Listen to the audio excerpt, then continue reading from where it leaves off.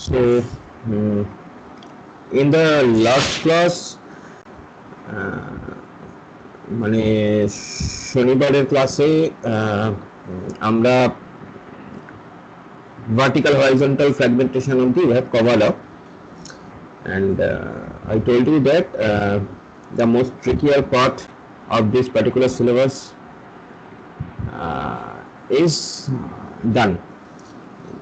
তো that is true, আমরা বেশ কিছুটা ট্রিকিয়ার পার্ট হয়ে এসেছি। তো আজকে তারপরে ফ্র্যাগমেন্টেশন, মানে আগের দিন অবধি আমরা ফ্র্যাগমেন্টেশন দেখেছিলাম। আজকে তারপরে আমরা একটু খুব মানে শর্টে, খুব বেসিক ওয়েতে আমরা একটু অ্যালোকেশনটা নিয়ে আলোচনা করব। At first we will discuss about the allocations. আমরা ফ্র্যাগমেন্টেড ডেটাগুলোকে, যেহেতু আমরা ডিস্ট্রিবিউটেড এনভায়রনমেন্টে আছি, so in the distributed environment ফ্র্যাগমেন্টেশনের পরে, ডিস্ট্রিবিউটেড এনভায়রনমেন্টে ফ্র্যাগমেন্টেশনের পরে যেটা আমাদের ইমিডিয়েটলি যেটা আমাদের দরকার, that is basically to allocate the fragments in the proper locations so that data fetching cost, the cost of data fetch can be reduced, because distributed environment communication cost, data communication cost একটা huge cost, as because we have to move in the one site to another site to get the data. So to reduce the data communication cost is a vital issue in distributed environment. আমি বরাবরই সেটা বলে এসেছি, তোরাও সেটা বুঝতেই পারছিস, জানিস তোরা সেটা। সো আমরা জাস্ট একটু খুব শর্টে একটু অ্যালোকেশনের ব্যাপারটা বুঝে নেব। যদিও মানে অ্যালোকেশনের ক্ষেত্রে বেশ কিছু mathematical equations and all that আমাদের আছে, বাট স্টিল যেহেতু আমাদের খুব বেশি আমি দেখলাম যে সিলেবাসে খুব বেশি আসে না। Just what is allocation, how to allocate, what are the major factors to keep in mind when you are allocating, these things are necessary to understand, and that's why just একটু overview of the allocation টা নিয়ে আলোচনা করব। After that today I have a plan to go to the another very important section of this syllabus, that is query optimization. আমরা তারপরে query optimization টা just একটু start করব আজকে। So let's start. At first আমরা একটু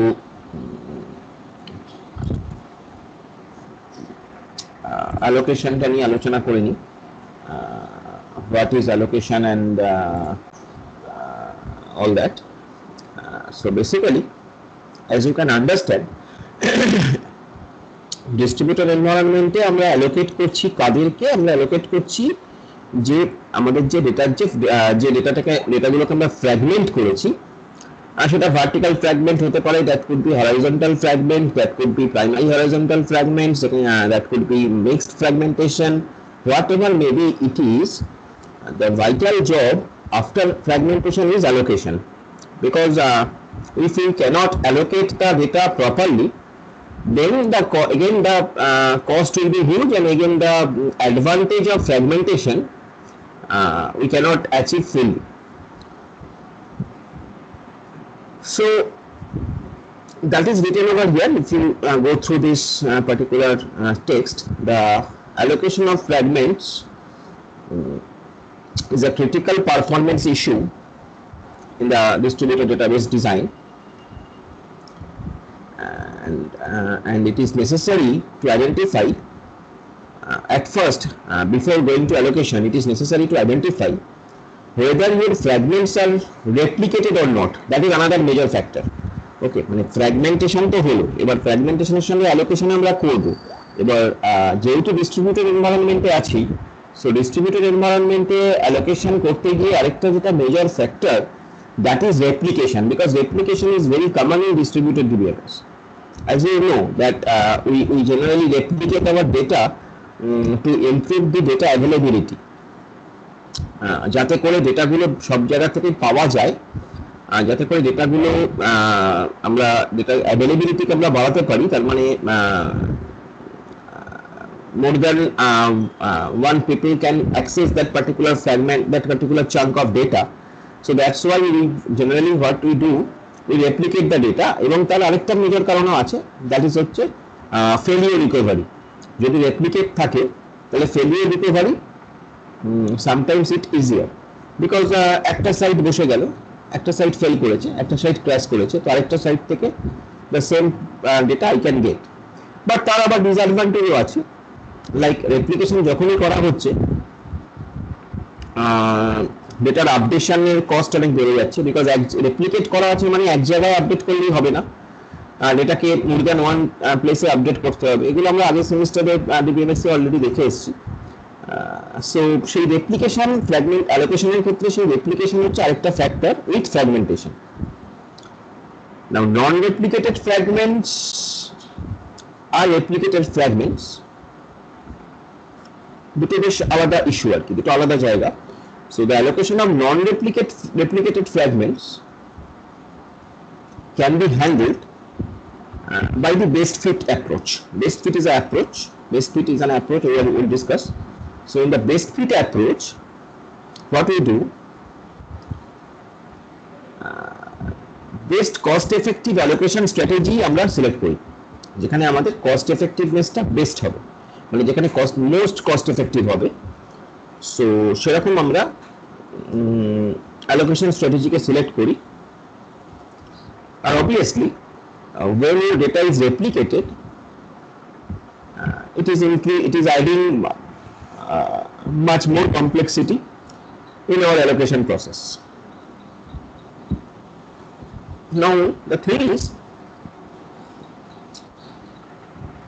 the total number, মানে এগুলো কিছু কিছু ফ্যাক্টর যেটা আমি বলছি, যে the total number of replicas of fragments may vary. সব ফ্র্যাগমেন্টেরই যে দুটো করে রেপ্লিকা, ধরা যাক একটা টেবিলের 4টে ফ্র্যাগমেন্ট আছে, it is not like that কি যে সব ফ্র্যাগমেন্টেরই দুটো করে রেপ্লিকেশন থাকবে। এটা হতে পারে কোনো ফ্র্যাগমেন্টে দুটো আছে, কোনো ফ্র্যাগমেন্টে 3টে আছে, মেবি কোনো ফ্র্যাগমেন্টে 4টে আছে, মেবি কোনো ফ্র্যাগমেন্টের রেপ্লিকেশন নেই। So the total number of replications of fragments may vary. This is one factor. Another is, it is difficult to design read-only applications because applications can access several alternative replicas of fragment from the different sites. তাহলে যদি আমার read-only applications হয়, মানে শুধু যেখানে read করতে পারবে ডেটাটাকে, কোনো আপডেশন নেই, সেখানে that adds some more complexity, little bit of complexity actually. I will not say huge complexity it is adding, little bit of complexity it adds, little bit more complexity, like because তখন একটা প্রশ্ন আসে যে কোন ফ্র্যাগমেন্টের replication থেকে, কোন replication থেকে ডেটাটাকে read করা হবে, বিকজ একটা ফ্র্যাগমেন্টে 5টা রেপ্লিকেশন যদি থাকে তাহলে কোন পার্টিকুলার সাইটের রেপ্লিকেশন থেকে ওকে অ্যাক্সেস করা হবে। So this is another question. So this are few topic, this are few factors what will keep in our mind. Now for allocating replicated fragments, one of the following methods can be used. এবং আমি যেটা বলছি, মানে আমি এটা just একটু আমরা theoretically discuss করছি, এর পেছনে কিছু ম্যাথমেটিক্যাল অ্যাসপেক্টস আছে। আমরা সেই ম্যাথমেটিক্যাল অ্যাসপেক্টসে খুব বিশেষ যাব না, because that will be tough for you, যেহেতু খুব একটা দরকার হচ্ছে না, সেজন্য আমরা খুব বেশি ডিটেলসে যাব না। সো আমরা জাস্ট থিওরিটিক্যালি জিনিসটাকে ডিসকাস করার চেষ্টা করছি যে for allocating replicated fragments one of the following methods can be used. কি কি সেই মেথডগুলো? ইন দ্য ফার্স্ট অ্যাপ্রোচ আমরা যেটা করছি, টোটাল যে আমার সাইট আছে ডিস্ট্রিবিউটেড সিস্টেমের, সেই set of all sites in the distributed system, is determined where the benefit of allocating one replica, আমরা যে অ্যালোকেট করছি একটা রেপ্লিকাকে অফ দ্য ফ্র্যাগমেন্ট, সেইটার কস্টটা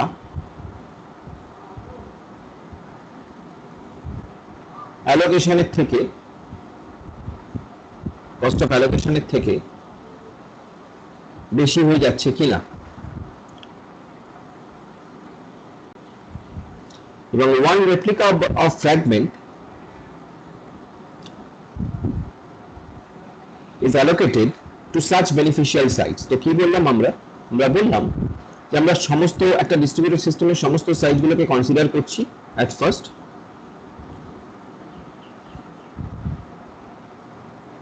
to determine where the benefit of allocating one replica, একটা রেপ্লিকাকে allocate করতে basically যে cost actually, সেই যে মানে বেনিফিটের ভাষায় সেটাকে আমরা বলছি, মানে পজিটিভ অ্যাঙ্গেলে দেখছি কস্টটা, যেটা benefit of allocating one replica of the fragment is higher than the cost of allocation. বেনিফিটটা বেশি হচ্ছে কিনা, মোদ্দা গল্প হচ্ছে পজিটিভিটিটা বেশি হচ্ছে কিনা, প্লাসে আসছে কিনা। যদি মাইনাসে আসে তাহলে অবশ্যই আমরা কনসিডার করব না। যদি বেনিফিটটা বেশি হয় তবেই আমরা কনসিডার করব, এটাই হচ্ছে গল্প, মেন ব্যাপার। Next another alternative approach is there, সেটা হলো allocation of fragment is done using best fit method, considering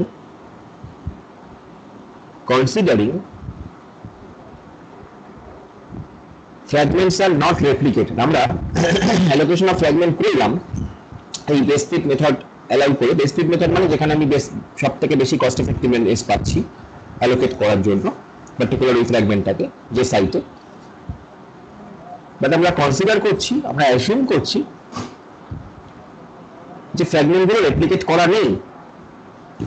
okay, and then gradually আমরা রেপ্লিকাগুলোকে ইন্ট্রোডিউস করছি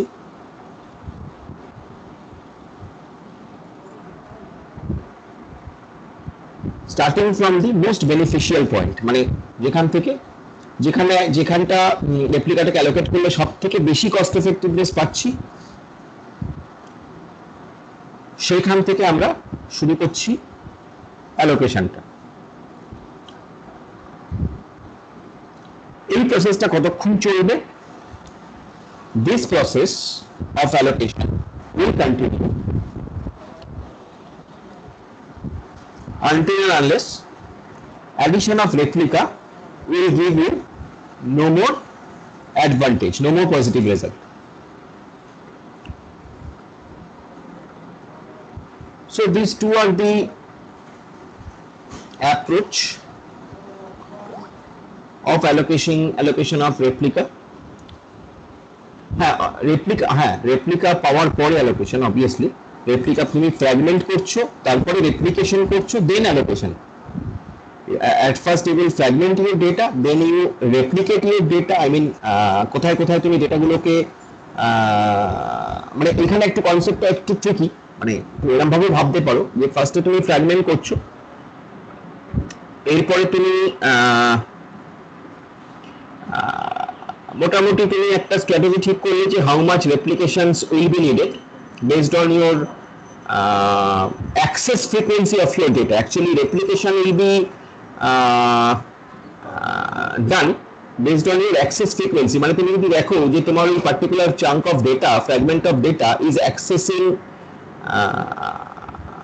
very frequently, is accessed very frequently, so then you will try to analyze that whether you need replication of it and how much replication of it. And then you will think where should you allocate these replicas so that it can give you optimum result. So replication and allocation, you can think it will go somehow side by side. তুমি replication করছো, allocation করার কথা ভাবছো, replicate করে কোথায় allocation করবে, এটা একটা হতে পারে। আরেকটা হচ্ছে তুমি আগে স্ট্র্যাটেজি ঠিক করে নিলে যে তোমার this much of replications will be maybe needed, obviously based on some mathematical calculations, যেটা আমরা যাবো না, কিছু ম্যাথমেটিক্যাল ক্যালকুলেশনের উপর বেস করে তুমি ডিসাইড করে নিলে how much replication will be needed, and now you can decide where to allocate these replicas so that you can get the optimum result. So that's the thing is, in that way you should proceed. So basically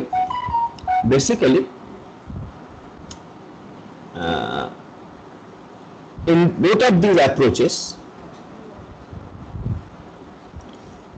will have some limitation. Like in the first approach, if you see, determination of the cost and benefit of each replica of the fragment, এই যে cost benefit application, এই যে কতটা cost হবে, কতটা benefit হবে, এই যে calculation, this is not so easy. R in the later পরের যে অ্যাপ্রোচটা, মানে অল্টারনেটিভ যে অ্যাপ্রোচটা, সেকেন্ড অ্যাপ্রোচটা, যেখানে আমরা প্রোগ্রেসিভ ইনক্রিমেন্ট করছি, অ্যাডিশনাল রেপ্লিকা গুলোকে নিয়ে আসছি, that is also not so easy and it will not give you a very good result. Moreover, the reliability and availability, মানে আমরা যে কারণে জেনারেলি ফ্র্যাগমেন্ট এবং অ্যালোকেট করি, রিলায়েবিলিটি আর একটা ফ্যাক্টর, অ্যাভেলেবিলিটি বলছিলাম, রিলায়েবিলিটি আর একটা ফ্যাক্টর। অ্যাকচুয়ালি রিলায়েবিলিটি মানে যেখান থেকে তোমার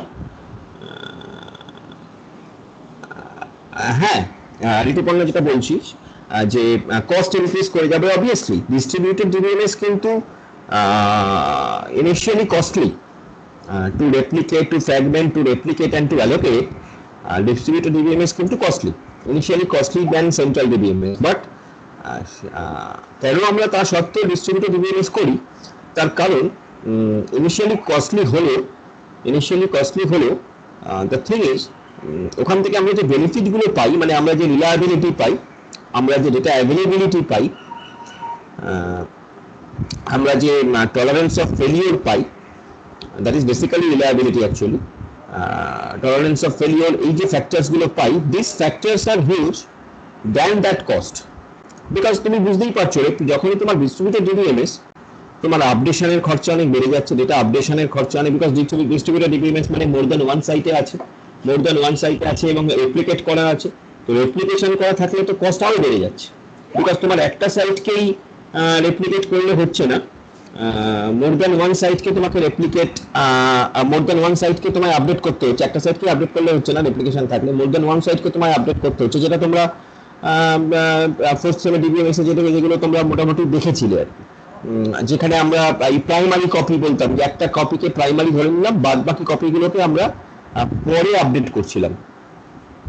সো সেই ফ্যাক্টরস গুলো এখানে থাকে অবভিয়াসলি, এবং কস্ট কিন্তু বেড়ে যায়, এবং তার সঙ্গে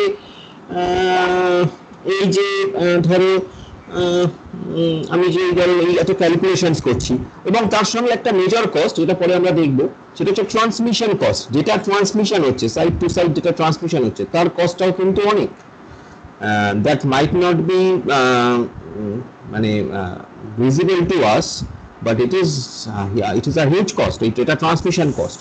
এবং সবসময় তুমি জানবে, যেহেতু ডিস্ট্রিবিউটেড ডেটাবেস ফ্র্যাগমেন্ট আছে, রেপ্লিকেশন আছে, সুতরাং আমাকে কোনো একটা ডেটা পেতে গেলে I have to join the relations, যখনই জয়েনিং করতে হয় তখনই কিন্তু এগেন আমার কস্ট বেড়ে যায়। তো obviously in these respects distributed DBMS are costly than central DBMS. এরকম ধরনের কোশ্চেন আসে অনেক সময়, ভালো প্রশ্ন, এরকম ধরনের প্রশ্ন আসে যে is distributed DBMS is costly than central DBMS? Yes, obviously distributed DBMS is costly, but the thing is, the benefit what we can get from the distributed DBMS that mitigate the cost of implementation.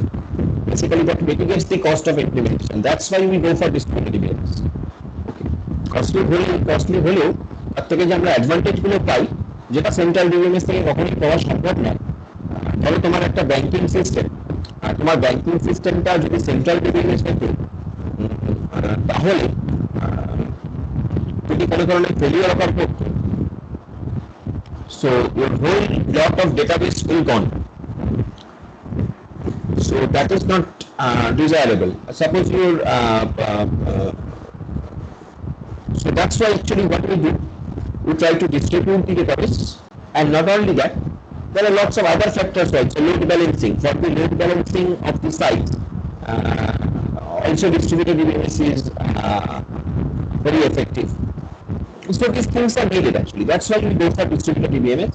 যদিও cost কিন্তু বেশি, এটা distributed DBMS এর একটা তুমি disadvantage হিসেবে ধরতেও পারো যে ডিস্ট্রিবিউটেড ডিবিএমএস এর কস্ট কিন্তু বেশি, but benefit what we get mitigates that cost. That's the premise. Okay. Now there is a formula, just a small formula actually, just আমি ফর্মুলাটার ওভারভিউটা লিখেছি এখানে, যে টোটাল কস্ট ফাংশন তোমার এই allocation and all that total cost function তুমি কিভাবে calculate করতে পারো। টিওসি মানে টোটাল কস্ট ফাংশন, বিদাতে ফর্মুলাটা এখানে দেওয়া আছে, যেখানে মেজরলি দুটো ফ্যাক্টর আছে, একটা হচ্ছে কিউপিসি, একটা হচ্ছে STC. QPC is the query processing cost, যে কোয়ারি প্রসেসিং আমরা আলোচনা করব আজকে। QPC is the query processing cost, and STC is the cost of storing the fragment. STC is basically the cost of storing the fragment. So QPCI is the query processing cost of application QI. একটা particular application মানে একটা particular query আছে QI, সেই queryটাকে process করতে কি cost লাগছে, that is QPC. R STC JK is the cost of storing fragment I at site A, at site SK. Okay. So that is basically the total cost function of allocation. Total cost of allocation, we can consider it in that way.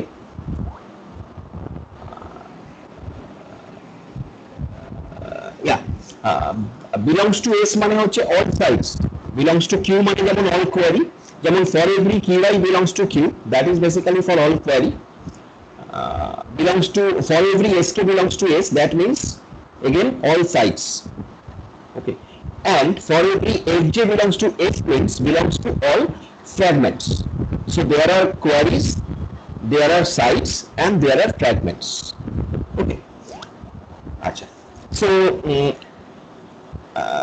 এইখানে এই particular ফর্মুলাটা আরেকটা যেটা major factor that can be added or that should be considered is the cost of communication or transmission cost, rather transmission cost. So সেই transmission cost-টাও এই ফাংশনটার মধ্যে কিন্তু we should add it up. So transmission cost-টাকে যদি আমরা দেখি, তাহলে transmission cost-টাকে আমরা এরকমভাবে বলতে পারি যে ট্রান্সমিশন কস্টটা বেস করে হবে দুটো জিনিসের উপর বেস করে হবে। ট্রান্সমিশন কস্ট মানে যেটা ট্রান্সমিশন কস্ট, আমি যে কোয়ারি করছি ওই কোয়ারির সময় যে ট্রান্সমিশন কস্টটা ইনভলভ হচ্ছে, এটা ট্রান্সমিশনটা, সেইটা ব্যাপারটা বলছি। তো সেটা বেসিক্যালি দুটো জিনিসের উপর দাঁড়িয়ে আছে। একটা হচ্ছে দ্য আপডেট কম্পোনেন্ট, মানে যদি তুমি কিছু ডেটা আপডেট করো, so the update component of the transmission function that is indicated by TCU, transmission cost of updation, আর একটা হচ্ছে retrieval cost, যদি তুমি যেটাকে রিট্রিভ করো এটাকে যদি তুমি তুলে আনো, so that is another cost, so that is TCR. So there are two factors, updation and retrieval in case of transmission cost. So সেটা আমরা দেখেছি for a particular query QI, it will be TCI is equals to TCUI plus TCRI. ওই particular query করতে কতটা, যদি update হয় তাহলে কতটা আপডেশন কস্ট আসছে, আর যদি রিট্রিভ করতে হয় কতটা রিট্রিভাল কস্ট আসছে, এই দুটো মিলিয়ে হয় transmission cost.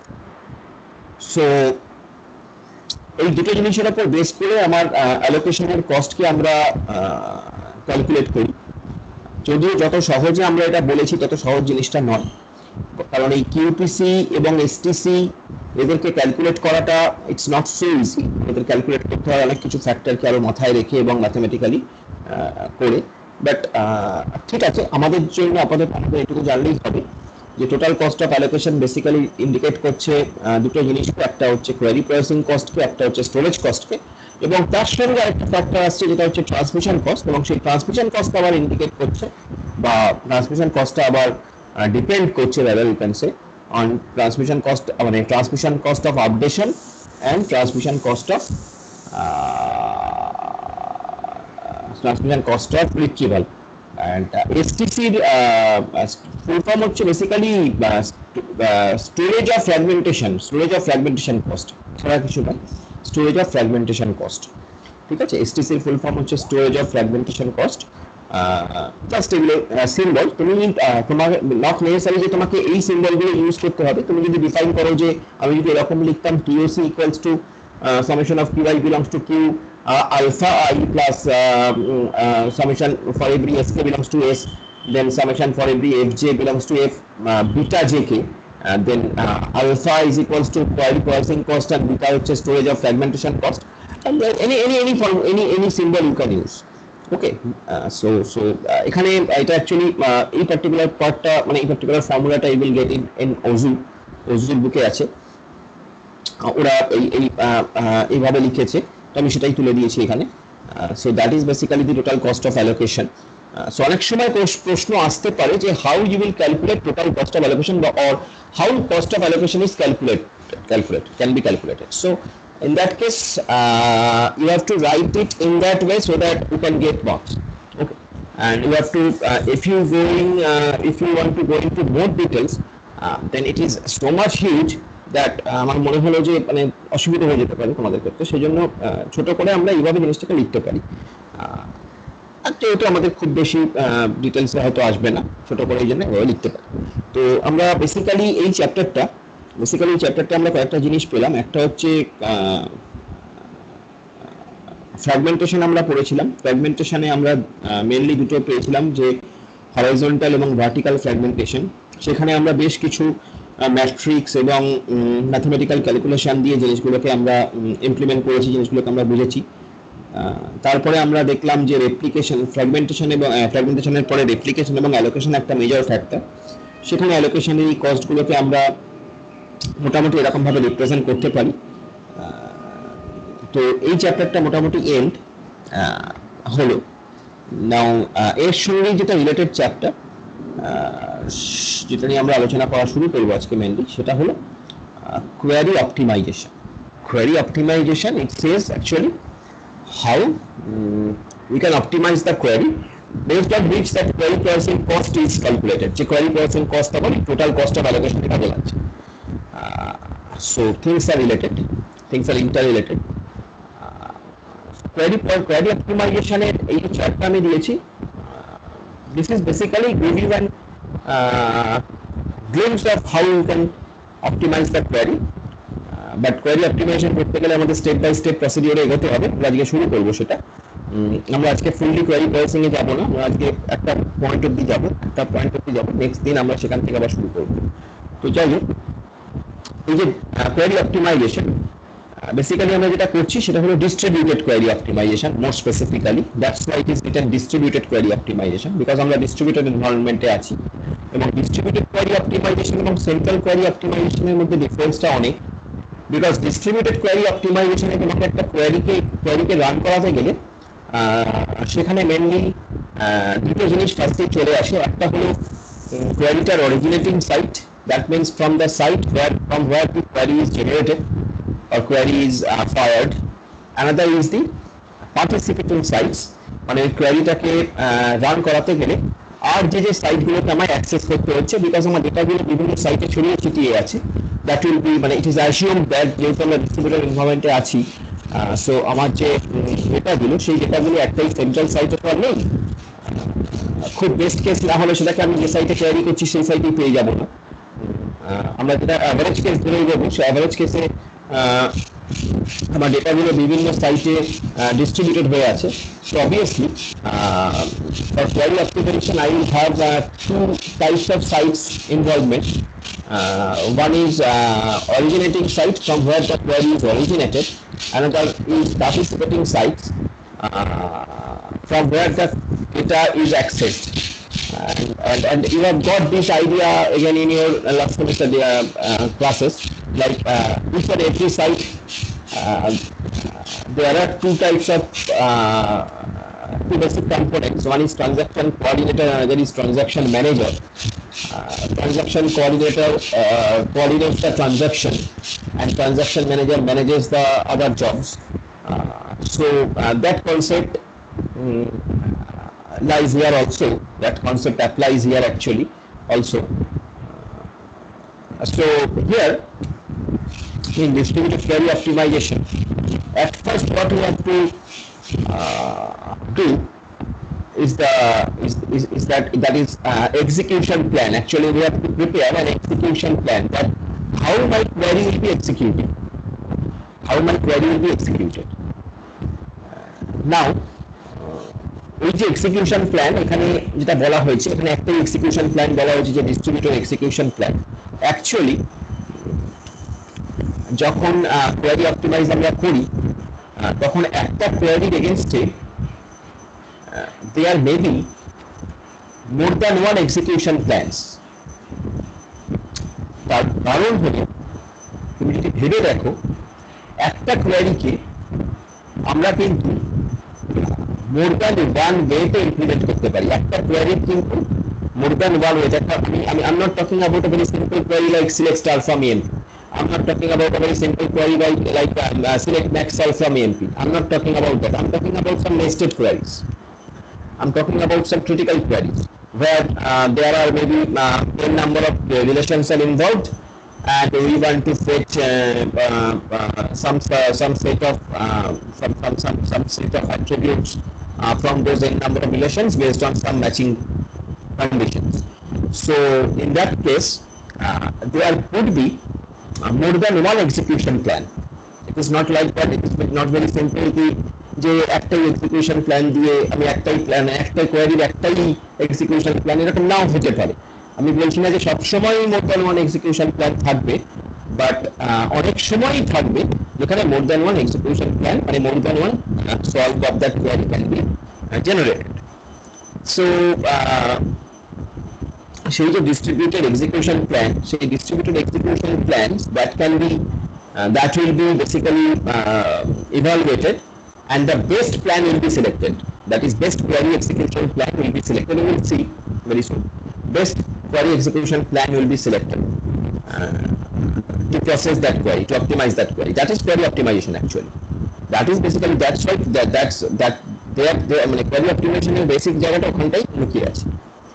Now after that যদি best execution plan আমরা select করে নিই, then distributed execution manager will take over the job, and then local execution manager will be there. Local execution manager means the sites, individual sites from where we are accessing the data. So local execution manager and local query optimizer. Local query optimization means ওই সাইটের যে query optimization। আমরা উপরে দেখে রুটের দিকে যখন আসি তখন সেটা হচ্ছে অরিজিনেটিং সাইটে আছি, যখন লিস্ট নোডের দিকে যাচ্ছি তখন সেগুলো হচ্ছে individual participating site কথা বলছি। তো that is basically more or less a basic concept of query optimization. Now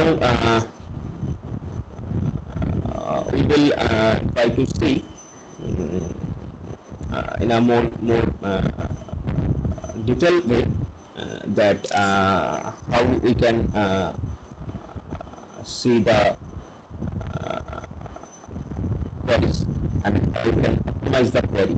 But before that, we have to go through some very basic things, like if you can see, like in your screen, you know these things. There are some.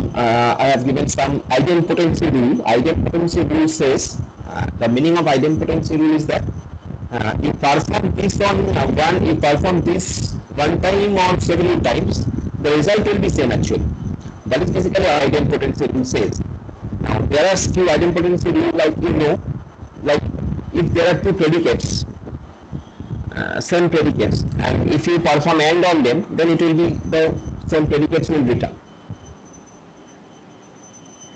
না, স্পিকারের সামনে তো fan চলছে না, খুব বেশি আওয়াজ আসছে। Then I can change my handset one time. দেখতে পারি হ্যান্ডসেটটা চেঞ্জ করে। ফ্যান চলছে না, ফ্যান তো মাথার উপর চলছে, স্পিকারের সামনে তো চলছে না। দাঁড়া, চেঞ্জ করে দেখি যদি চেঞ্জ হয়।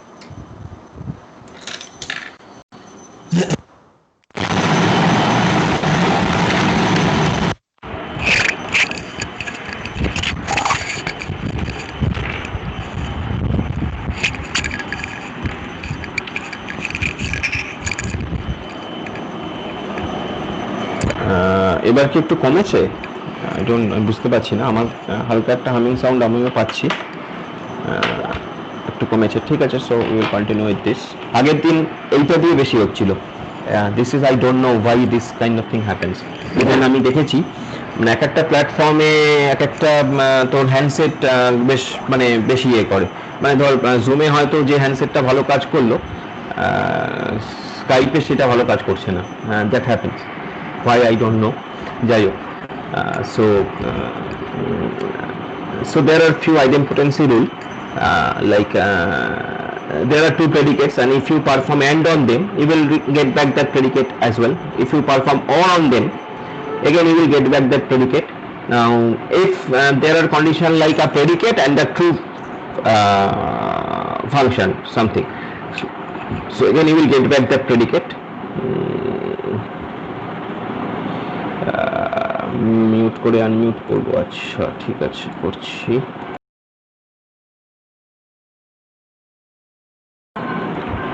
আনমিউট করলাম,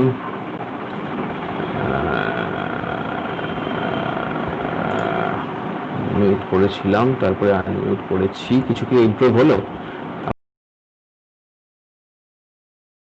আবার আনমিউট করছি, আরেকটা দিয়ে আমি ট্রাই করতে পারি, সেটা অবশ্যই ইউএসবি, আমি জানি না, দাঁড়ান আমি যদি ইউএসবি দিয়ে ট্রাই করি, লেটস ট্রাই ওয়ান্স ইউএসবি।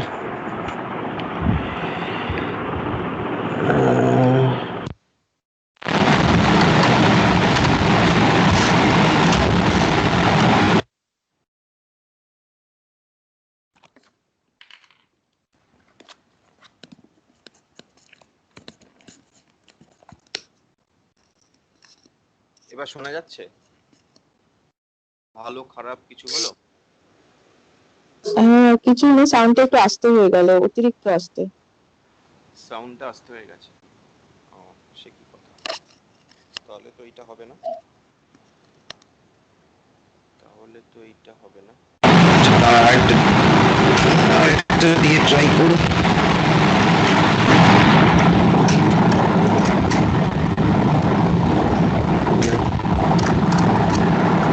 এইবার আবার বোধহয় সাউন্ড আসছে না, হামিং সাউন্ড কিছুই শোনা যাচ্ছে না স্যার, আপনি যদি কিছু বলে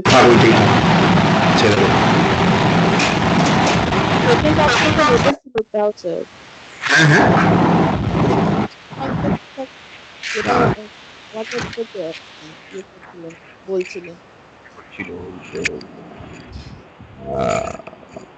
মানে এটা দিয়েই করতে হবে আর কি মোটামুটি। এটা কি খুব সাউন্ড আসছে, মানে শোনা যাচ্ছে নাকি? খুবই অনেকটাই আসছে, তবে সেকেন্ড অপশন যেটা নিয়েছিলেন সেই মাইকটা ঠিকঠাক ছিল স্যার, সেকেন্ড যেটা জয়েন করেছিলেন মানে কানেক্ট করেছিলেন, সেকেন্ড দিয়ে তো এটাই করেছিল, এইটাই করছিলাম, এইটাই সেকেন্ড ছিল। আচ্ছা তাহলে আমার কিছু একটা, ঠিক আছে স্যার, এটা পরিষ্কার আছে। আচ্ছা ঠিক আছে, এটা ঠিক আছে, ওকে, ভেরি গুড। সো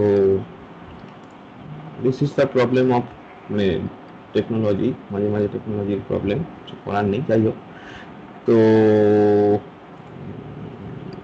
যেটা বলছিলাম যে idempotency rule, idempotency rule basically says যে তুমি একবারই করো 10 বারই করো you will get the same result. Like P or, যদি তুমি একটা ফলস ফাংশন করো তাহলে তুমি এগেন পি পাবে, যেহেতু অর আছে। পি অর ট্রু করলে তুমি ট্রু ফাংশনটা পাবে, পি এন্ড নট পি করলে ফলস পাবে। So this things you know basically, like P and P or P two করলে তুমি পি পি ওয়ানটা ফিরে পাবে, সো এরকম ভাবে। তো এই যে রুলস গুলো অনেক সময় আসে আর কি প্রশ্ন, যে এই যে রুলস গুলো তোমাকে বলে, এরকম প্রশ্ন বলে যে this is the question actually you might get, like simplify the following query expressed in SQL using idempotency rule. এরকম কোয়েশ্চেন অনেক সময় আসে, তোমাকে কোয়েরিটা দিয়ে দেওয়া হবে যে সিলেক্ট ইএনও ফ্রম এএসজি, তোমাকে কিন্তু কোনো টেবিল কিছু দিয়ে দেওয়া হবে না, তোমাকে কিন্তু এরকম শুধু একটা কোয়েরি দিয়ে দেওয়া হবে। তুমি ডোন্ট এক্সপেক্ট যে তোমাকে এগেইনস্ট একটা টেবিল দেবে, সেই টেবিলে ডেটা ভরে দেবে, ওসব কিছু দেবে না। You will be given this query as it is given.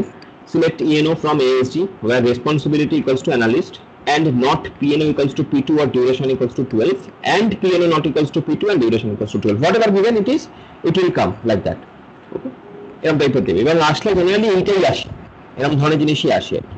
যাই হোক, তো তো এটাকে আমাকে সলভ করতে হবে। So what I have to find out, আমাকে যেটা করতে হবে সেটা হচ্ছে প্রত্যেকটা অ্যাট্রিবিউটকে একটা করে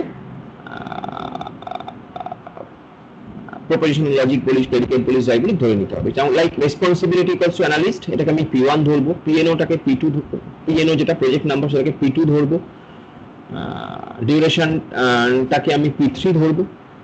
যদি আমরা এটা ধরি, রেসপন্সিবিলিটি অ্যানালিস্টটাকে P1 ধরেছি, পিএনওকে P2 ধরেছি, আর ডিউরেশনটাকে P3 ধরেছি, ধরে আমি যদি এই কোয়ারিটাকে ওই P1, P2 আর P3 তে রিপ্রেজেন্ট করি, then I will get the first line this P1 and not P2 or P3 and not P2 and P3. Now what I will do, I will use that idempotency rules and all that, and I will try to solve it, and then I will get that this particular thing P1 and not P2 and false, which will eventually indicate that it is false. So the ultimate result is that যা তুমি পাবে সেটাই তুমি লিখবে। So ultimate result is that select PNO from ASD where it is false basically. So you will get this, whatever you will get, সেটাই তুমি লিখবে। So এখানে আমরা এটাই পাচ্ছি, তো এটাই আমরা লিখব। That might not seems always that যে মানে এটা খুব মানে তোমার মনে হতে পারে এটা আবার কিরকম হলো, select PNO from ASD where false. So basically আমাকে কোয়েরিকে অপটিমাইজ করতে বলেছে, I am using the idempotency rules and I am getting this. So like that I write that means this query is not, maybe that this query is not needed, this query is not worthwhile, so maybe it indicates that. So I will write this. So this is one approach. Next আরেকটা question আসে like this, ওরকম ভাবি যে simplify এটা 2007-8 এসেছিল, তারপরে ওটা repeat হয়েছিল অনেকবার। Simplify the following query using idempotency rule. কোয়েরিটা হচ্ছে select ENO from ASG where not title equals to programmer and title equals to programmer or title equals to electrical engineer and not title equals to electrical engineer or name equals to Tom. This is the query that this will come. And it is taken from Ozu's book. I think it is taken from Ozu's book. You will get it from Ozu's book, I suppose. যাই তো এই কোয়েরিটা এরকম ভাবেই তুলে দিয়েছিল এবং তোমাকে বলেছিল এটাকে আইডেন্টিপোটেন্সি রুল দিয়ে তুমি সিম্পলিফাই করো। তো again the thing is same, strategy is same.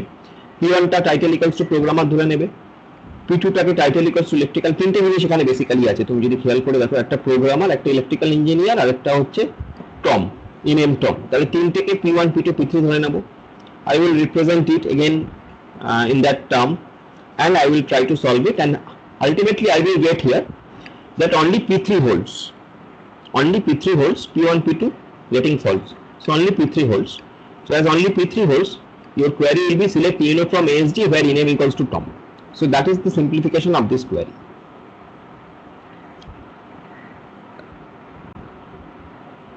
So this is one approach, এরকম আসে যদি অ্যাকচুয়াল কোয়েরি অপটিমাইজেশন টেকনিক এটা নয়, মানে এরকম ভাবে আমরা করব না, দেয়ার আর সাম আদার টেকনিক্স।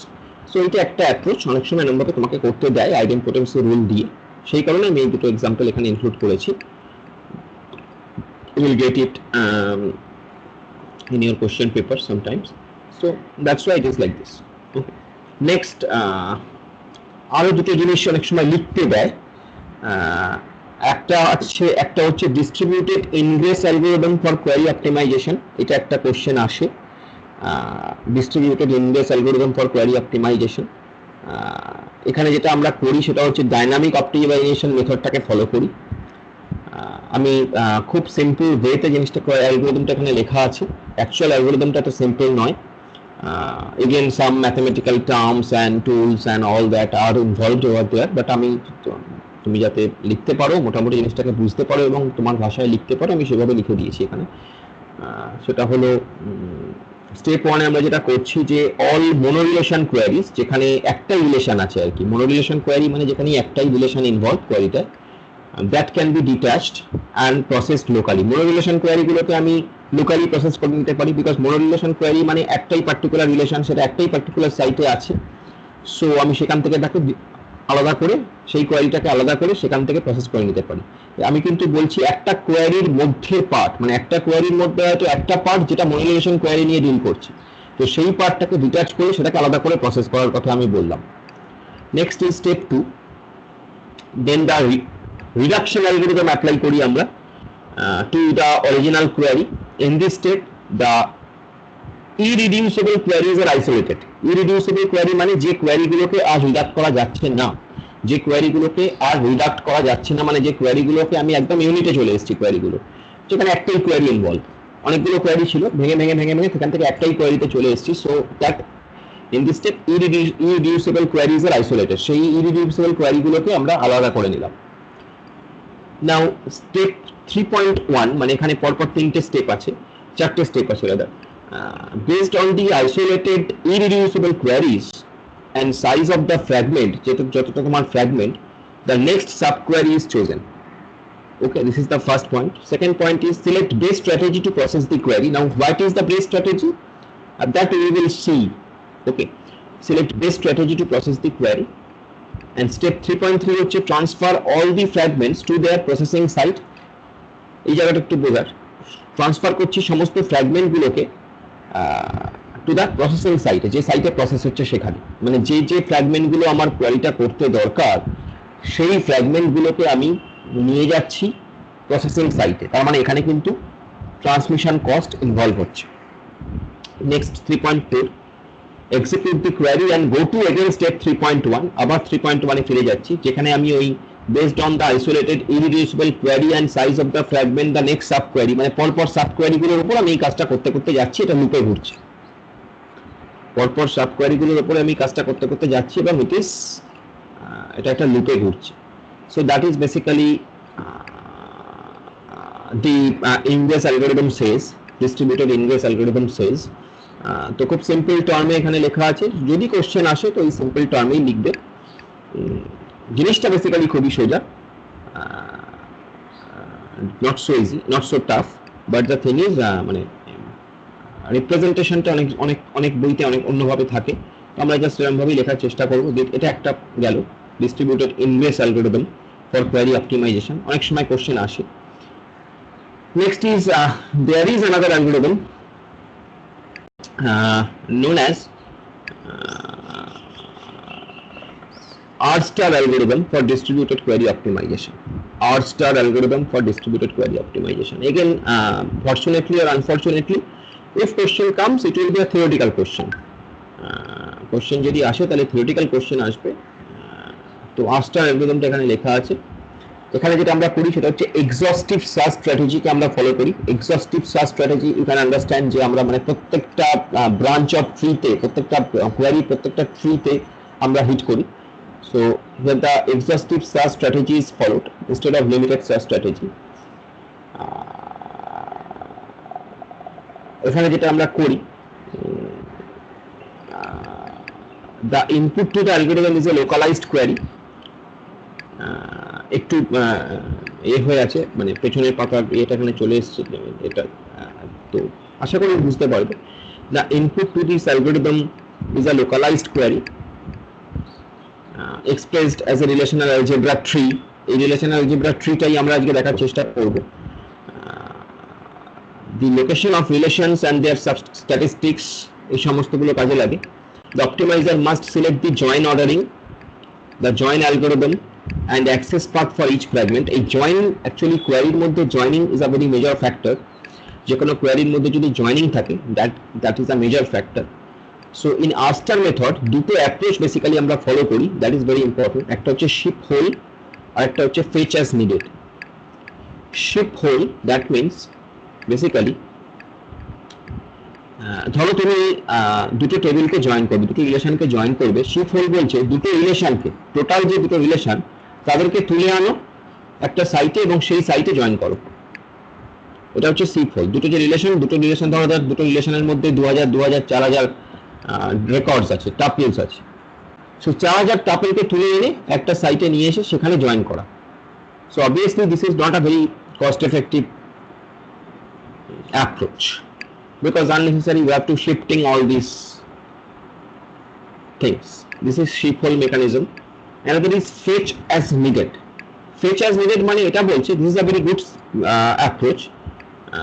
যদি রিলেশনটা লার্জ হয় এবং যদি এরকম হয় যে জয়েন হ্যাজ গুড সিলেক্টিভিটি, মানে জয়েন করলে তুমি ফিউ ম্যাচিং টাপেলসই পাবে। ধরা যাক 2000 2000 4000 টাপেল আছে, তুমি যদি তাদের মধ্যে জয়েন করো বেসড অন কন্ডিশন, তাহলে তুমি তার মধ্যে থেকে হয়তো 100 100 200 খানা ম্যাচিং টাপেল তুমি পাবে। সেক্ষেত্রে কিন্তু আমরা ফেচ অ্যাজ নিডেড ভাবতে পারি, যেটুকু দরকার সেটুকু কি তুলে আনা। So this method is equivalent to the semi-join actually of the internal relation with each external tuples. এবং আমি বলেছিলাম যে semi-join is very effective tool or joining mechanism in distributed environment, as because semi-join gives you much more optimum result. So এটা basically ফেচার্স ডিরেক্টটা basically ওই semi-join কেই বলছে। তো এইটা হচ্ছে এই আর্স্টার অ্যালগরিদমের দুটো মেথড। তো যদি আর্স্টার অ্যালগরিদম যদি লিখতে দেয়, একবার দুবার এসছে, খুব বেশিবার বোধহয় আসেনি, তাহলে মোটামুটি এটা লিখে যদি তুমি বুঝিয়ে দিতে পারো তাহলে হয়ে যাবে, অসুবিধা নেই। সো এই দুটো গেল purely theoretical things what you are discussing. Next is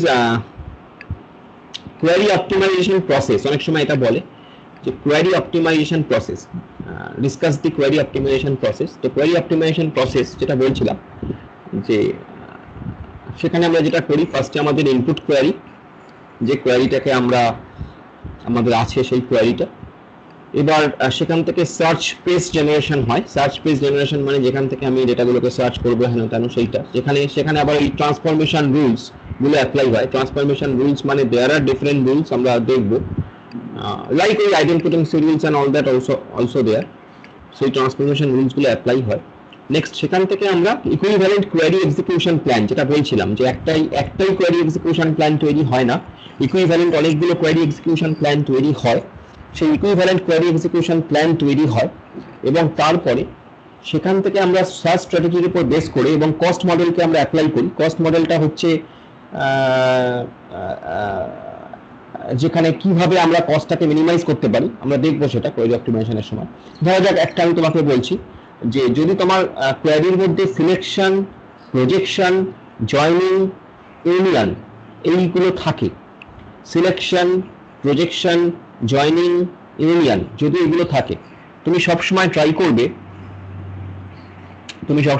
করবে সিলেকশনকে আগে করে নেওয়ার, জয়নিং এবং ইউনিয়নকে যতটা সম্ভব পরে করার। তার কারণ কি? তার কারণ হচ্ছে তুমি যদি আগে সিলেকশন করে নাও তাহলে অনেকটা ডেটাকে তুমি আগেই ফিল্টার আউট করে দিলে, পরবর্তীকালে তুমি যখন জয়েন করছো তাহলে জয়েনটা তোমার ওই বেস্ট ম্যাচিং টাপেলস এর উপরে বেস করেই হবে এবং few tuples will be involved in that joining. Unnecessary তোমার টোটাল টেবিলটাকে নিয়ে ডিল করতে হচ্ছে না, টোটাল রিলেশনটাকে নিয়ে ডিল করতে হচ্ছে না। এবং টোটাল রিলেশন মানে আমরা বলছি ধরা যাক যে কোনো একটা রিলেশনে কয়েক হাজার tuples are involve, 50 60 1 lakh tuples are involve. We are talking about that particular scenario. So this is basically the query optimization process.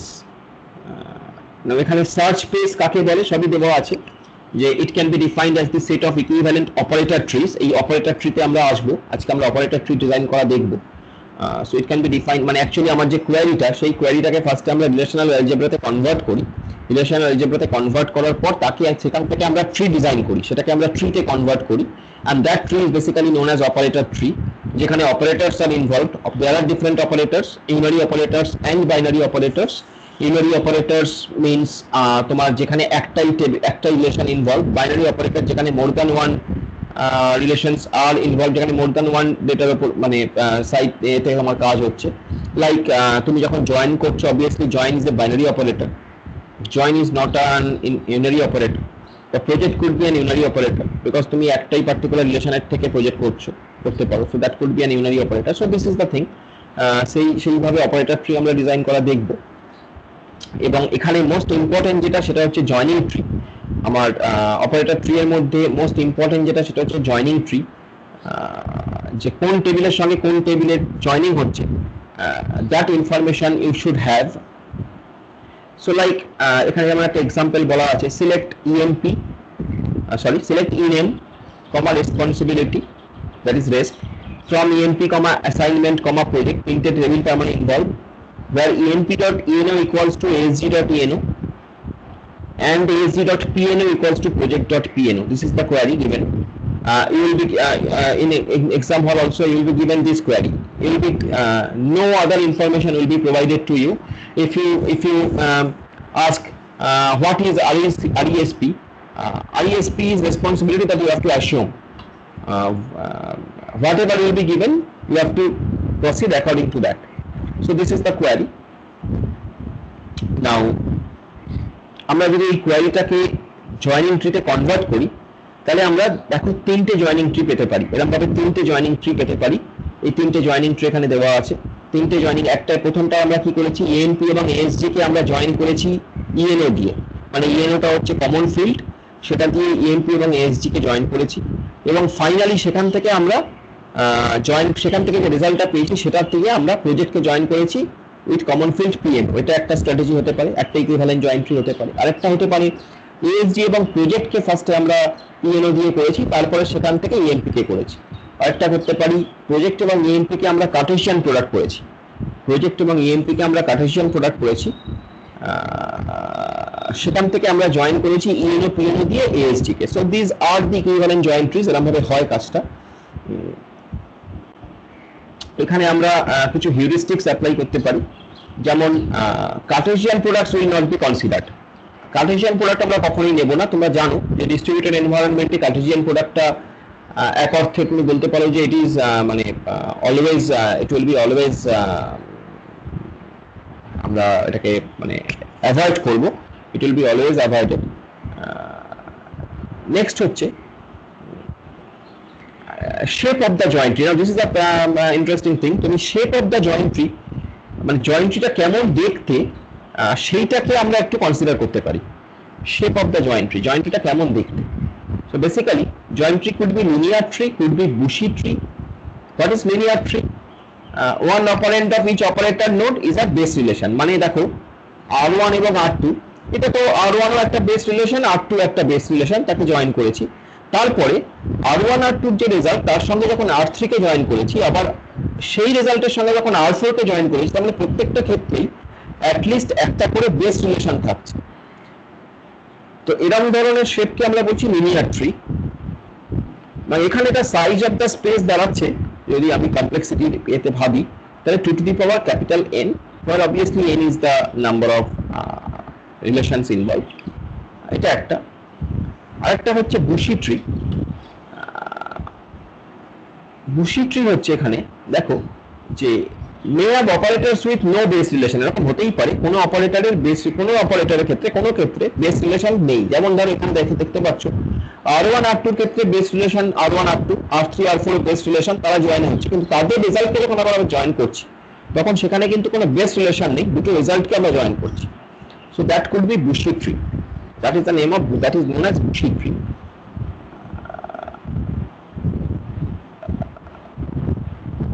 Next, এই যে সার্চ স্ট্র্যাটেজির কথা বলেছিলাম ছবিটা, there are two types of search strategy. একটা হচ্ছে dynamic programming which is deterministic. তোমরা এগুলো I hope AI তে পড়েছো কিছুটা বোধহয়, অঙ্কও করেছো ডাইনামিক প্রোগ্রামিং নিয়ে। যাই হোক, তো dynamic programming which is deterministic, it is proceed by building plans starting from base relation, joining one more relation at each step until complete plans are obtained. প্রথমে R1 R2 কে join করলাম, তারপরে R1 R2 এর সঙ্গে R3 কে consider করলাম, তারপরে তার সঙ্গে R4 কে consider করলাম, এরকম ভাবে আমরা এগিয়ে চলেছি। So it is a breadth first approach and এটা অলমোস্ট এক্সহস্টিভ, প্রত্যেকটা রিলেশনকে আমরা নিচ্ছি, but can be costly when the number of relation is greater than 5 or 6. Number of relation যখন বেশি হয়ে যাচ্ছে তখন এটা একটার পর একটা যখন আমরা কনসিডার করতে এগোচ্ছি সার্চ স্ট্র্যাটেজি করার জন্য, so it's is a costlier thing. Another is randomized strategy. এটা হচ্ছে একটা আইটারেটিভ ইমপ্রুভমেন্ট মেথড, যেখানে বারবার করে করে আমি দেখছি যে ইমপ্রুভ হচ্ছে কিনা। So they don't guarantee that the best solution is obtained. এটা কখনোই তোমাকে সবসময় বলে দেবে না যে বেস্ট সলিউশন তুমি পেতেই পাবেই। but avoid high cost of optimization in terms of memory and the consumption, time consumption. Okay, first one or more start plans are built. এখানে কি করি আমরা, একটা বা দুটো স্টার্ট প্ল্যান বিল্ড করি, তৈরি করি, তারপরে গ্রিডি অ্যাপ্রোচ ফলো করি, দিয়ে আমরা দেখি যে কোনটা বেটার হচ্ছে। এবং মানে এটা কিভাবে করে যে নেইবার গুলোকে ভিজিট করে দেখে, নেইবার মানে আমি রিলেশনস এর কথা বলছি, নেইবারিং রিলেশনস গুলোকে ভিজিট করে দেখে সেটা ঠিক হচ্ছে কিনা, লাইক দিস। যে R1 R2 কে জয়েন করেছি, সেখান থেকে R3 কে জয়েন করেছি, এবার আমি আবার দেখলাম যে R1 R3 কে জয়েন করে তার সঙ্গে R2 কে জয়েন করলে কিরকম দাঁড়াচ্ছে। সো এই ব্যাপারগুলো, তো এটা হচ্ছে র্যান্ডমাইজ স্ট্র্যাটেজি। সো এই দুটো হচ্ছে তোমার সার্চ স্ট্র্যাটেজি। এই টোটালটা আমি বললাম এই ছবিটার উপর বেস করে। তুমি যদি দেখো এই ছবিটার উপর বেস করে কোয়ারি অপটিমাইজেশনের ছবিটা, এখানে সার্চ পেজ জেনারেশন হচ্ছে, ইকুইভ্যালেন্ট কোয়ারি এক্সিকিউশন প্ল্যান তৈরি হচ্ছে, তারপরে সার্চ স্ট্র্যাটেজি জেনারেশন হচ্ছে, এবং ফাইনালি বেস্ট কোয়ারি এক্সিকিউশন প্ল্যানটা আমরা এখান থেকে পাচ্ছি। এই যে সার্চ স্ট্র্যাটেজিটা, এটা কিন্তু বারবার লুপে ঘুরছে, ওকে, to get the equivalent query execution plan. So this is basically the query optimization process theoretically যদি query optimization process করতে বলে, so we have to go through this. তারপরে এটা আমাদের এটা আগেই করা ছিল, ডেটের এই ডিস্ট্রিবিউটেড ডেটাবেসের ডেটের 12টা রুল আছে, এটা আগেই বলা ছিল, জাস্ট এখানে আছে, আমি আর অমিট করিনি, এটাকে দিয়ে রেখেছি।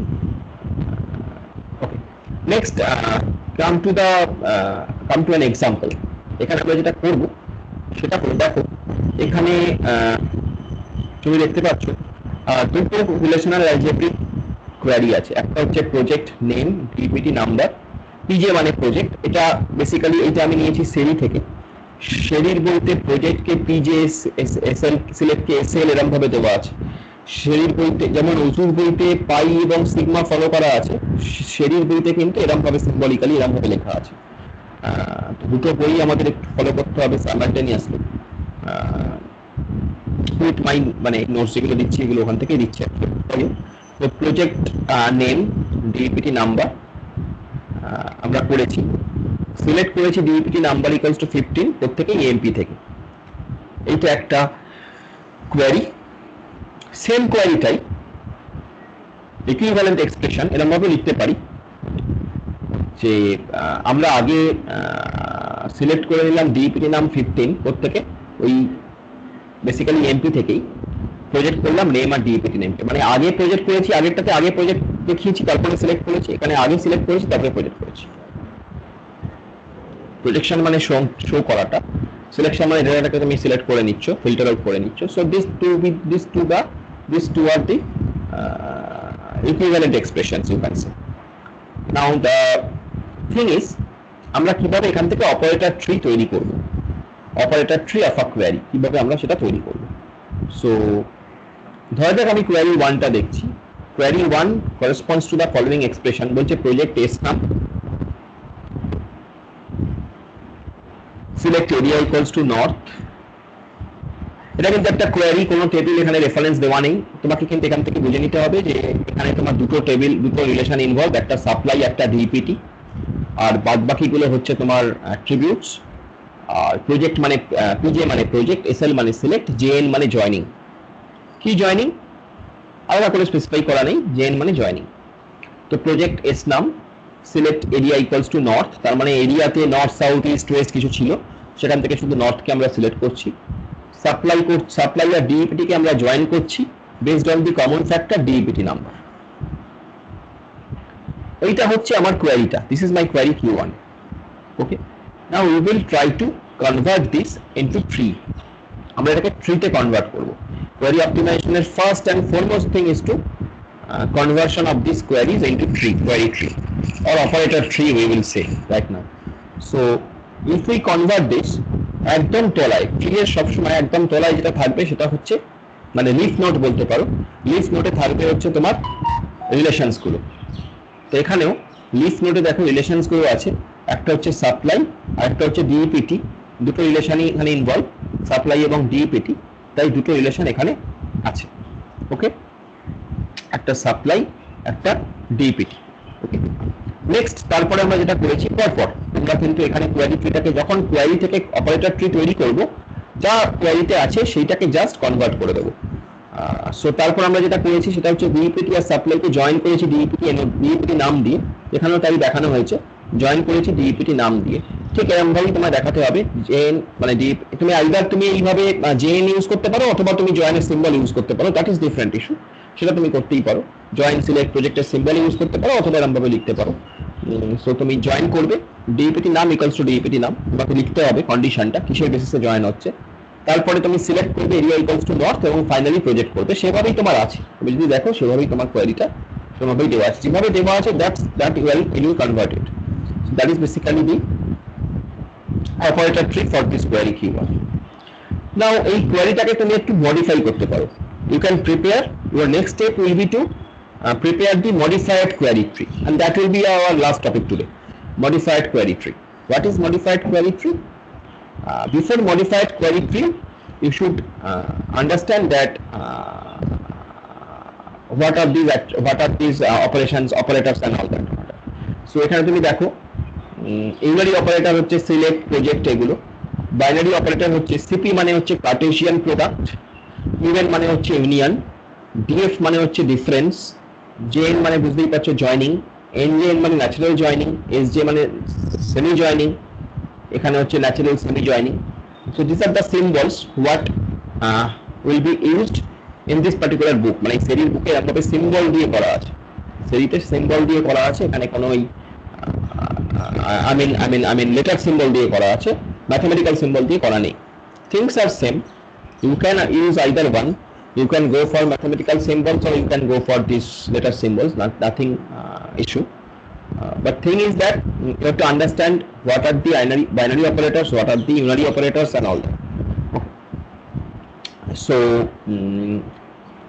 এই যে পার্টিকুলার জিনিসটা, যেমন ধরো এখানে কিছু রুলস গুলো পড়া আছে। ইউনারি অপারেটর হচ্ছে তুমি যদি দুটো ইউনারি অপারেটর একটা রিলেশনের উপর তুমি যদি এরকমভাবে দেখো, মানে তুমি যদি ধরো u1 u2 r, মানে ধরো দুটো ইউনারি অপারেটর আছে, ইউনারি অপারেটর মানে সিলেক্ট প্রজেক্ট, তুমি করলে select project from a relation r,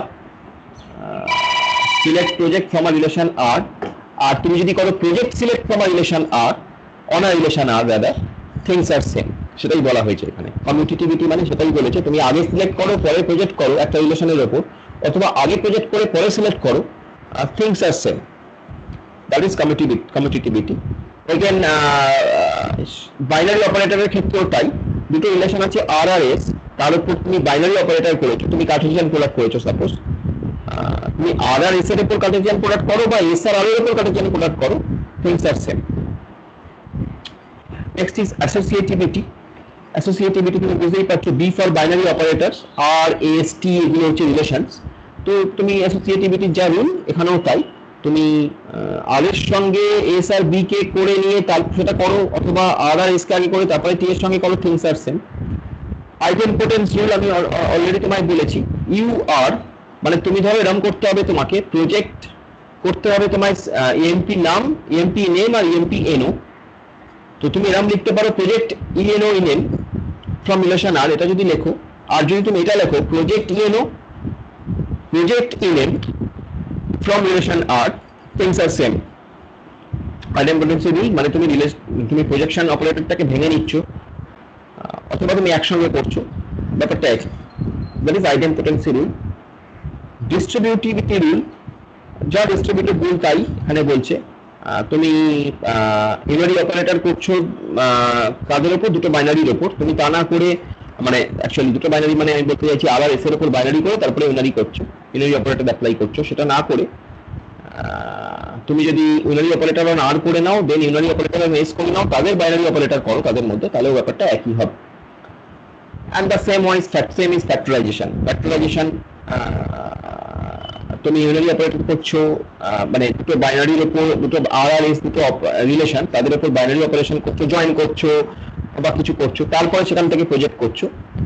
সেটা যেমন সেটা যদি না করে তুমি যদি এরকম করো যে আগে প্রজেক্ট করে নাও একটা রিলেশন থেকে আর থেকে, আবার প্রজেক্ট করে নাও এস থেকে, তারপরে তার উপর জয়েন করো, ব্যাপারটা এক। সো সেটাই এখানে বলেছে বেসিক্যালি, এই রুলসগুলো আমরা ফলো করবো বেসিক্যালি যখন আমরা অপারেটর ট্রি থেকে কোয়ারি অপটিমাইজ করার চেষ্টা করবো, এই রুলগুলোকে ফলো করবো, অথবা মডিফাইড অপারেটর ট্রিতেও আমরা অনেক সময় রুলগুলো ইউজ করবো, সেই জন্য এই রুলগুলো বলেছে। ওই জন্য আমি এই রুলগুলো দিয়ে রেখেছি এখানে। সেসব এক্সাম্পল এখানে বলা আছে, দেখতে পারো। এখানে বেসিক্যালি দুটো ক্রাইটেরিয়ার কথা বলা আছে, ক্রাইটেরিয়া 1 আর ক্রাইটেরিয়া 2। ক্রাইটেরিয়া 1 বলছে use idempotence of selection and projection to generate appropriate selections and projections for each operand relation। তুমি সিলেকশন প্রজেকশনের আইডেম্পোটেন্স ইউজ করতে পারো, মানে ওই ভেঙে ভেঙে করতে পারো, একসঙ্গে না করে ভেঙে নিতে পারো। তুমি তোমাকে সিলেক্ট করতে হবে এ বি সি, তুমি আগে তুমি সিলেক্ট এ করলে, সিলেক্ট বি করলে, সিলেক্ট সি করলে, ব্যাপারটা একই এটা। আর এটা একটা ক্রাইটেরিয়া অপারেটর ট্রি ডিজাইন করার সময়, মানে মডিফাইড অপারেটর ট্রি ডিজাইন করছি আমরা। অপারেটর ট্রি ডিজাইন করে নিয়েছি, যেটা দেখিয়েছিলাম আগের ট্রিটা। এবার মডিফাইড অপারেটর ট্রি করছি ওই এটার উপর বেস করে। তখন দুটো ক্রাইটেরিয়া ফলো করবো, একটা হচ্ছে আইডেম্পোটেন্সের ক্রাইটেরিয়াটা, আরেকটা হচ্ছে যেটা তোমাকে বললাম যে সিলেকশনস এবং projections, push selections and projections down in the tree as far as possible. তোমার কোয়ারিতে যদি বা তোমার ট্রিতে যদি সিলেকশন এবং প্রজেকশন থাকে, যেমন এখানে তোমার ট্রিতে তুমি যদি দেখো, তোমার ট্রিতে সিলেকশন এবং প্রজেকশন আছে, তোমার এই ট্রিতে সিলেকশন এবং প্রজেকশন আছে, তাহলে এই সিলেকশন এবং প্রজেকশনকে তুমি as far as possible ডাউনের দিকে, মানে ট্রি এর লিফ নোডের দিকে নিয়ে আসবে। That is another strategy. একটা হচ্ছে তুমি আইডেম্পোটেন্স রুল ইউজ করতে পারো, আর একটা হচ্ছে সিলেকশন এবং প্রজেকশনকে তুমি ট্রি এর যতটা সম্ভব নিচের দিকে নিয়ে আসবে। সো সেটা যদি এই দুটো ক্রাইটেরিয়া যদি আমরা ফলো করি, তাহলে আমরা ওই যে ট্রিটা যেটা দেখালাম সেটার একটা মডিফাইড অপারেটর ট্রি আমরা এরকমভাবে পেতে পারি, যেখানে ডিইপিটি থেকে আগেই আমি সিলেক্ট এরিয়া ইকুয়ালস টু নর্থকে সিলেক্ট করে নিচ্ছি। আমি আগেই সিলেকশনটাকে নিচের দিকে নিয়ে এলাম, আগেই ডিইপিটি থেকে আমি select area equals to north করে নিলাম। এটা করে নেওয়ার ফলে তুমি যদি ভেবে দেখো, তাহলে দেখো আলটিমেটলি আমার ডিইপিটির যে রেজাল্টটা, ডিইপিটির যে টাপেল গুলো, নাম্বার অফ টাপেল, সেটা কিন্তু অনেকটা সার্চ, অনেকটা ফিল্টার আউট হয়ে যাচ্ছে এখানে।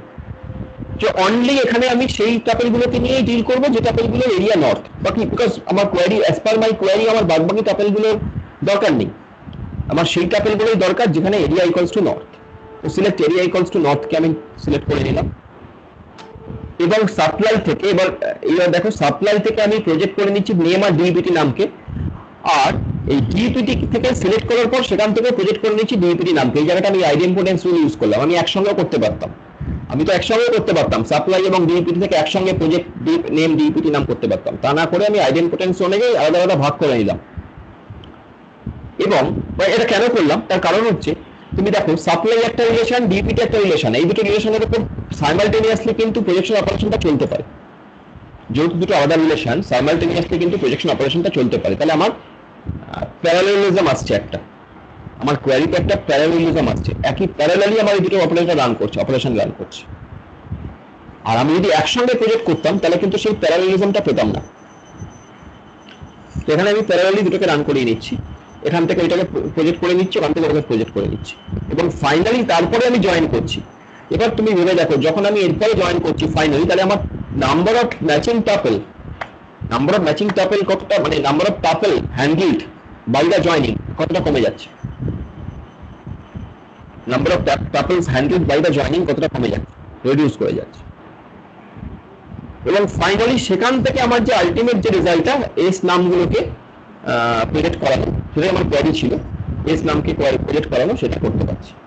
So that is basically modified operator tree. তাহলে এইভাবে আমাদের কাছে যেটা দেওয়া থাকবে সেটা হলো একটা কোয়ারি, লাইক দিস কোয়ারি। কোয়ারিটা দিয়ে আমাকে বলবে optimize this query by using the operator tree. Question can be like that. আমরা নেক্সট দিন এগুলো আরো ডিটেইলস এক্সাম্পল করব। আমরা এখন অপটিমাইজ সেরকমভাবে করিনি, মানে সেরকম এক্সাম্পল দেখিনি, এটা জাস্ট একটা ইন্ট্রোডাকশন বললাম। তো অপটিমাইজ দ্য কোয়ারি, অপটিমাইজ এর কোয়ারি ট্রি। ওকে, সো এরকম ভাবে তোমাকে কোয়ারি দেওয়া থাকবে, তুমি তারপরে সেখান থেকে অপারেটর ট্রি, মানে যা কোয়ারিটা থাকবে সেটাকে জাস্ট ট্রিতে কনভার্ট করাটা হচ্ছে অপারেটর ট্রি, সেটা করবে। তারপরে সেখান থেকে ওই ক্রাইটেরিয়া 1 আর ক্রাইটেরিয়া 2 আর এছাড়া এই রুলগুলো অ্যাপ্লাই করে তুমি যেটা করবে সেটা হলো মডিফাইড অপারেটর ট্রি। তো এই অবধি থাক, অনেক কিছু বললাম, এই অবধি থাক। নেক্সট ডে আমরা এরপর থেকে শুরু করব। ওকে। ওকে, কোনো ডাউট থাকলে বা কিছু প্রশ্ন থাকলে বলো। আমি জানি না কতটা বুঝতে পেরেছো। আশা করি বুঝেছো কিছুটা, but you can ask if you have any question. আমি আচ্ছা শুনতে পেলাম না, কিছু বললো কেউ একটা, কিন্তু আমি শুনতে পেলাম না। হ্যাঁ হ্যাঁ বলো, বুঝেছো? হ্যাঁ স্যার বুঝেছি। ওকে, ঠিক আছে। ওকে, তাহলে আমরা সামনের শনিবার দিন আবার ক্লাস আছে আমাদের। শনিবার দিন দেখা যাবে। শনিবার দিন এরপর থেকে আমরা যেটা করবো আর কি, সেটা হচ্ছে এই কোয়ারিগুলোকে আরো করে মানে ট্রিতে কনভার্ট করে আরো অপটিমাইজ করবো। কিভাবে সেটা করে দেখবো, বিভিন্ন এক্সাম্পলে কিছু কোশ্চেন অ্যান্সারও সলভ করার চেষ্টা করবো। আর meanwhile you go through the question papers, বারবার যেটা বলছি, go through the question papers, start going through the question papers। বেশ কিছুটা সিলেবাসের কিছুটা অংশ আমরা অ্যাটলিস্ট করেছি, সেখান থেকেও বেশ কিছু কোশ্চেন্স পাবে। ডিরেক্টলি অনেক কোশ্চেন কিন্তু ডিস্ট্রিবিউটর ডিবিএমএস এর অনেক কোশ্চেন কিন্তু ডিরেক্টলি হয় না, এদিক ওদিক কিন্তু কোশ্চেন আসবে, তো সেগুলোর জন্য আমাদের প্রিপেয়ার হতে হবে। তো trying to find out those questions যেগুলো আমাদের আরো দরকার, কারণ আমার কাছে কোশ্চেন পেপার নেই। তোমাদের কাছে যদি থাকে কোশ্চেন পেপার গুলো নিয়ে একটু চর্চা করতে শুরু করো। ওকে, ঠিক আছে, চলো, বাই।